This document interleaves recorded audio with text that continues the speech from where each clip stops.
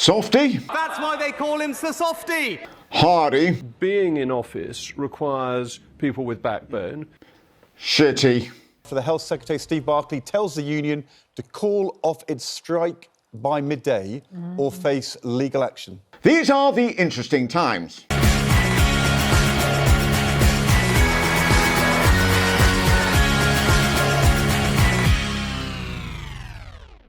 Hello everyone, my name's Matt Johnson and welcome to The Interesting Times, which is a show that likes to take a sideways swipe at politics right here in the UK. We are back. It's been a busy few weeks, so let's do a quick catch-up, starting with Johnson, who appeared in front of the Parliamentary Privilege Committee a few weeks ago, and, typical Johnson, started off proceedings with a joke. I swear by Almighty God that the evidence I shall give for this committee shall be the truth, the whole truth, and nothing but the truth. And that lasted about this long. To say to you, hand on heart, that I did not lie to the House. In fact, the whole thing was such a dumpster fire, this was the actual face of his legal representative, the aptly named Lord Panic. Kwasi Kwarteng, Matt Hancock and Graham Brady then all got caught in a sting by the political activists led by donkeys, who got them all to agree to work for a non-existent South Korean company for the eye-watering amount of £10,000 per day. And having been caught on that particular sting, you would think that only a creature bereft of the simplest of rudimentary thinking would allow themselves to be caught out in something similar. And of course you'd be right, as Blackpool South MP and Coronation Street character ditched by the writers for his lack of believability, Scott Benton was filmed preparing to sidestep the rules on lobbying for a donation to the Scott Benton charity, Scott Benton. A few weeks after Nicola Sturgeon resigned, the police came knocking and they arrested her husband and ex-CEO of the SNP, Peter Murrell, on charges relating to complaints about money given to the SNP. And they also closed off his garden and brought shovels, presumably to dig up the garden. On an unrelated note, has anybody seen George Galloway lately? They've also seized a large motorhome from Nicola Sturgeon's mother-in-law's property. But come on, surely they were going to use that for the independence campaigning. We send Westminster £350 million a week. Let's fund anything we want. Then when the Tories trying to cement their reputation as really the most awful of the political parties, Labour said, hold Mike here, as they produced ads that directly attacked Rishi Sunak over his leniency on child abuse and gun control. This is tasteless and pointless. There's so many other more accurate things you can attack Rishi over. Tax, Brexit, Boris, being billionaires, being annoying, and I think we're all caught up. So, what about this week? Let's just cross to Rob Powell, who's in Downing Street now, because we have some breaking news concerning the fate of Dominic Raab. What can you tell us, Rob? Yeah, so Dominic Raab in the last few minutes has published his resignation letter. This will be the third cabinet resignation since Sunak took over, which by anyone's standards is pretty problematic. And bearing in mind the standards were set by these two, that's very problematic. For a man brought in to steady the ship, Sunak is losing more people than the Bermuda Triangle. Dominic, though, wasn't happy about stepping down, and he let it be known how ridiculous the whole bullying thing was. Can I first ask, how do you define a bully? I don't think it is for me to define it, but look, I'm very confident that I didn't behave in a bullying way. Most of these allegations were dismissed out of hand. So, Dominic Raab's defence is, I don't know what bullying is, but whatever it is, I didn't do it, and if I did do it, I only did it a couple of times. These people need to be a bit tougher. Now, excuse me while I throw a petty tantrum in my Telegraph column. That's the third minister gone from Sunak's cabinet, Raab and Williamson to bullying and Sahawi to tax evasion. But there is good news for the PM, as Jonathan Gullis is still not in the cabinet. So Raab's replacements are Sunak stalwart and the missing Weasley, Oliver Dowden, coming in to take over the role of Deputy Prime Minister, which has to be the most pointless job since GB News employed a fact-checker. And Alex Chalk, who will be the new Justice Secretary. And unfortunately for Sunak, he's a lawyer. Let's hope he doesn't follow the law too closely. And he may be needed sooner rather than later, as the Health Secretary, Steve Barkley, is taking the striking nurses to court over their totally outrageous demand for a pay rise that is somewhat remotely comparable to inflation. I mean, in line with inflation, who do they think they are? MPs? May I just ask you, in numbers, not percent, how much have you seen your pay rise in the same amount of time? Would you like to answer that? It'll be the same as Wes's, and I don't know what the answer is.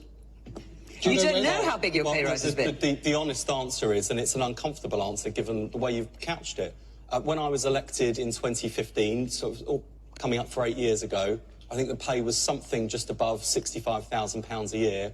Now our pay is just over £82,000 a year. Well, it's certainly an improvement on our current government that West treating is uncomfortable, which displays a conscience at the very least. So Steve Barkley has decided to take the nurses to court because apparently paying lawyers is a better use of taxes than paying nurses. Who knew? It seems to come down to this. It seems clear that the junior doctors' strike is causing serious risk of loss of life and certainly causing harm and pain to thousands of our constituents.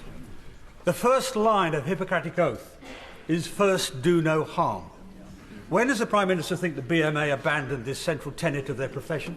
So, setting aside the fact that first do no harm isn't part of the Hippocratic Oath and that most medical institutions don't require nurses and doctors to swear Hippocratic Oath, they're not doing harm. They're trying to keep the NHS underfunded for nearly 1.5 decades from going under. Besides, it's just a phrase, isn't it? Like integrity, professionalism, and accountability. By the way, all the talk that Steve Barkley and Rishi Sunak have made about following the independent pay review to the financial constrictions put in place by Jeremy Hunt, you won't be surprised, it's a pile of crap. Back in 2014, the independent pay review recommended a 1% pay raise, which was turned down by the Conservative government on the advice of the then Health Secretary, who was, a drum roll please, Jeremy Hunt.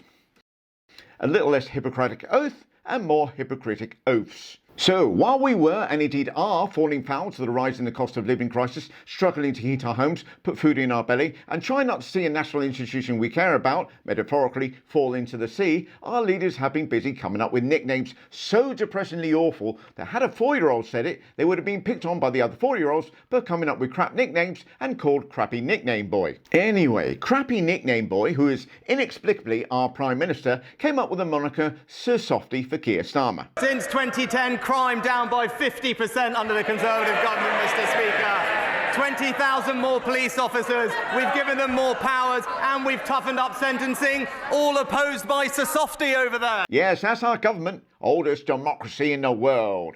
And a couple of points here, Mr. Prime Minister. You only increased the police force by 20,000 because previous Conservative governments cut the police by 23,500. Also, the 50% number is only right because the Tory party didn't include fraud.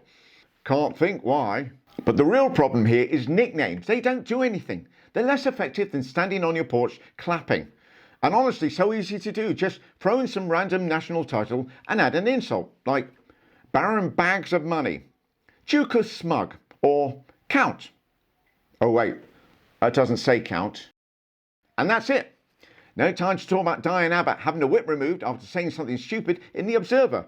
Ex-Labour MP Diane wrote in the paper that Jewish, Irish and Gypsy people had not experienced racism, a claim strenuously denied by, amongst others, Karen Pollock, the chief executive of the Holocaust Educational Trust. Yes, remember that, Diane? The Labour Party have acted swiftly by removing the whip while an investigation is taking place, and Diane has apologised for the letter and withdrawn all her remarks and blamed it on an initial draft which was sent in error.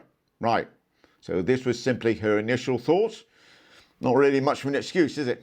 Especially after the Labour Party had done so much to get rid of the anti-Semitism tag. Still, I'm sure Diane Abbott will make friends on the backbenches. No time to talk about a national alarm being sent to everyone's mobiles on Sunday, but not everyone got it. If you're one of the ones that didn't get it, remember, that's good news, as it means the government don't have your mobile number. Keep under the radar. No time to talk about Suella Braverman, who apparently asked if she could claim a speeding ticket on expenses, to which I've no doubt she was told, I doubt it, but you know who would know? The person who oversees the administration of laws in this country, who is the Home Secretary, who is Suella Braverman. No time to talk about the government's push for voter ID. Right, because this is completely out of control. In fact, since 2016, there have been 4 cautions due to voter fraud. 4! We've had more prime ministers in that time. Or, to put it another way, well, I think it's a solution looking for a problem. Then we've done a much bigger injustice than the so-called problem that we're being told exists. The evidence isn't there, and the barrier that we're erecting is expensive and unnecessary, and I think it's going to make polling day harder for a lot of people. Why would we want to do that? Exactly. This Tory government trying to make it seem like they're fixing something that isn't actually broken. They need to get back to the real issues, like trying to stop the boats before the EU takes away our sovereignty. It was a London Marathon on Sunday, and as is the tradition, people dressed up up as all sorts of weird and wacky characters. You had rhinos, ice creams, telephone boxes, and rather a lot of people dressing up as policemen. No, that's actually Rishi Sunak, who's obviously seen his own polling. And speaking of keen useless twat, see, there's another one. Sunak was talking at a Business Connect event and was telling people about a campaign the UK was running in Silicon Valley to attract entrepreneurs. An example of it, actually, we just launched a campaign in the West, it's very specifically on the West Coast, right, in Silicon Valley, just talking about, our companies, what they were doing. Some of our ministers were out there the other week, and it was a huge success. Right, and there's what's called Unicorn. What's it called? Yeah, Unicorn Kingdom. To be fair, since you've taken over, we can't really call it the United Kingdom anymore. And investing in an email from a Nigerian prince promising a multi-million-pound lotto win would be better odds than this lot. Oh, and finally, a late Happy St. George's Day to all my English subscribers. And I hope you spent St. George's Day in the typical English passion of doing what you do every other day and forgetting it's St. George's Day. Thank you all so much for watching. It's generally great to be back. If you haven't already, please do subscribe, and I will see you all Sunday. Take care.